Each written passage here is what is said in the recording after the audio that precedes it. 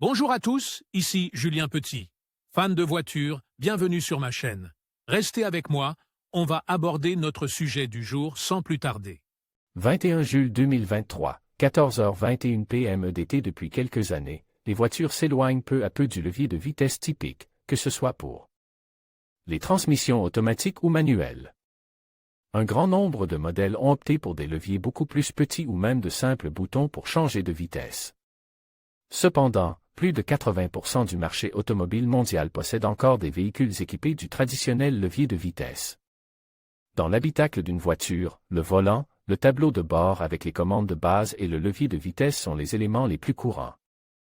Bien que cet élément ne subisse généralement pas beaucoup d'usure, il a ses remplaçants. Dans l'article suivant, nous allons vous montrer comment changer vous-même le levier de vitesse sans trop d'efforts. Apprenez à changer vous-même le levier de vitesse de votre voiture. Il y a des éléments à l'intérieur de notre voiture qui peuvent tomber en panne et, par manque de connaissances ou par peur de le faire soi-même, nous optons pour un atelier spécialisé. Dans le cas du changement d'un levier de vitesse, ils peuvent vous facturer plus de $100 juste pour en mettre un nouveau, mais si vous suivez les étapes suivantes, vous économiserez cet argent. Étape du changement de levier. La première chose à faire est d'acheter un levier compatible avec votre voiture. Pour ce faire, vous devez consulter le manuel du propriétaire ou vous rendre dans un magasin de pièces détachées spécialisé. Sur le marché, il existe des dizaines de modèles et de types de leviers, certains peuvent être adaptés à la voiture pour ses différentes formes. Vous devez être attentif à ce qui peut servir votre voiture. Maintenant, procédez à l'enlèvement du couvercle, ou du plastique qui entoure le levier. Sur certains modèles, vous verrez qu'il y a des vis, sur d'autres, vous devrez enlever le plastique qui fait tout le tour du milieu de la voiture. Celui-ci devrait être maintenu en place par des vis sur les côtés ou par des clips.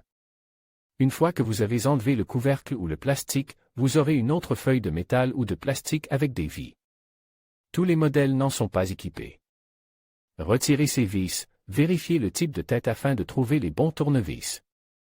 Après cette étape, retirez le bouton du levier, il sort généralement en tournant comme si vous le dévissiez. Lorsque vous le retirez, vous verrez un écrou, alors procédez à son enlèvement. Si le pommeau n'a pas été dévissé de la tige de changement de vitesse, observez le dessous du pommeau existant pour voir s'il y a une petite ouverture à 5 côtés. Cette ouverture peut être située sur le pommeau ou sur la tige, selon la conception du véhicule. Insérez la clé Allen de taille appropriée dans l'ouverture. Assurez-vous que l'outil est bien ajusté. Tournez la clé dans le sens des aiguilles d'une montre et desserrez la vis jusqu'à ce que vous puissiez soulever le bouton. Sur d'autres modèles de levier, vous verrez des rainures sous le bouton, alors insérez un tournevis à fente et poussez-le vers le haut. Le bouton est alors libéré et vous pouvez le retirer. Pour monter le nouveau levier, procédez de la même manière, mais en sens inverse. Après avoir monté le nouveau levier, vérifiez qu'il est bien fixé et testez-le. Assurez-vous qu'il est lisse et qu'il ne fait pas de bruit.